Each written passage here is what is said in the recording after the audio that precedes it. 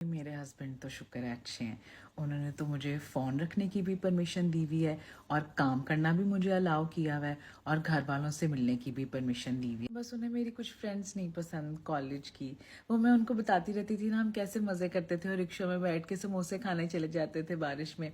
तो वो कहते हैं ये ऐसे अच्छी लड़कियां मुझे ऐसी नहीं अच्छी लगती। कभी कभी उनके मैसेज आ जाते हैं तो मैं रिप्लाई तो कर देती हूँ, दोस्तें थी याद आती हैं, पर फिर मैं डिलीट कर देती हूँ क्योंकि वो बाद में मेरी चैट्स वगैरह पढ़ते हैं ना, वो असल में कहते हैं कि तुम बिल्कुल ही डंगर हो, तुम्हें तो कोई अकल ही नहीं है और लोग तुम्हें ऐसे कहीं बेवकूफ़ बना लेते हैं। तो फिर इसलिए ना वो मेरी चैट्स वगैरह पढ़ लेते हैं और ऐसे मेरे पासवर्ड भी उनके पास है मेरी मेरी सिक्योरिटी के लिए। तो कहते हैं ऐसे लोग जेलस भी होते हैं ना थोड़े कि तुम्हारा इतना हैंडसम हस्बैंड है। नहीं नहीं तौबा, मुझे तो नहीं अलाउड, मुझे तो हाथ भी नहीं उनके फ़ोन को लगाना अलाउड। एक दफ़ा मुझे याद है वॉशरूम में थे शायद और फ़ोन इनका बजी जाए। मैंने कहा पता नहीं कोई इमरजेंसी ना हो तो मैंने उठा लिया। तो मेरी इतनी बेइज्जती की, उन्होंने कहा तुमने खाओ, तुम होती कौन हो?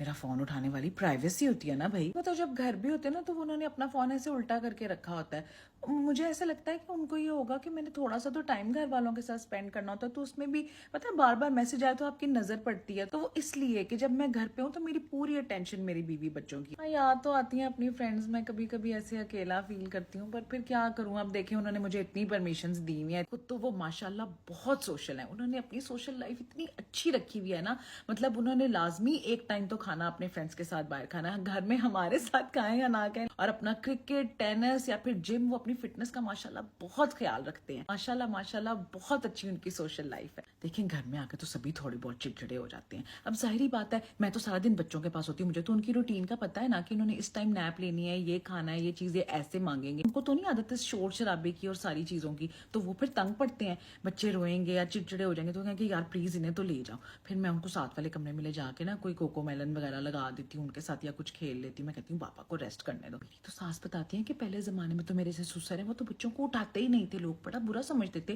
कि मर्दों ने बच्चा उठाया हुआ है, ये तो उठा भी लेते हैं बच्चे। तो नहीं नहीं अच्छे हैं। तब वही जैसे कहते हैं ना कि वो खिलाते हमें वो सोने का निवाला है लेकिन देखते शेर की आंख से। हम बालों का कहते हैं बाल नहीं तुमने कटवाने और ना ही डाई कराने, उनको नहीं नीले पीले बाल पसंद। कभी कभी मेरा दिल करता है जब मैं अपनी बहनों वगैरह को देखती हूँ इतने स्टाइलिश से किए होते, लेकिन फिर मैं कहती हूँ कि मेरे मियाँ को नहीं पसंद तो जाहिर बात है फिर मैं तो नहीं कटवाती। नहीं स्टाइल वो अपनी मर्जी का ही रखते हैं, स्टाइलिश तो बड़े हैं। मुझे ना दाढ़ी उनकी पसंद थी, मुझे पसंद है ऐसे मर्दों की दाढ़ी और थोड़े ऐसे बाल। तो उनके दोस्तों ने कहा कि क्लीन शेव करा दो तो उन्होंने करा दी। मैंने उन्हें कहा तो कहते तुम्हें क्या पता है मर्दों के स्टाइल का, उनको पता है क्या तुम्हें पता है? बंदा तो वही है ना, दाढ़ी हो या ना हो क्या फर्क पड़ता है। महीने में एक आध दफा तो हम लाजमी बाहर जाते हैं। उन्होंने क्योंकि अक्सर जगह पहले ही ट्राई की होती हैं अपने फ्रेंड्स के साथ, तो उनको पता होता है कि कहाँ से अच्छा खाना मिलना है और क्या ऑर्डर करना है, तो फिर वही करते हैं। एक आध दफा मैंने की ट्राई अपनी मर्जी से कोई चीज ऑर्डर करने की, तो कहते हैं तुम्हें क्या पता है, तुम कभी आई हो ऐसी जगहों पे? तो लेकिन जो चीज वो ऑर्डर करते हैं वो होती बहुत मजेदार है। कोई ये प्रैम्स व्रैम्स नहीं पसंद, वो कहते हैं बच्चे उठाने के लिए होते हैं, साथ लगाने के लिए। तो फिर इसलिए कभी हम बाहर जाते हैं ना तो फिर मैंने उठाया होता है छोटे को, वो मैं फिर सारा टाइम उसको उठा के रखती हूँ।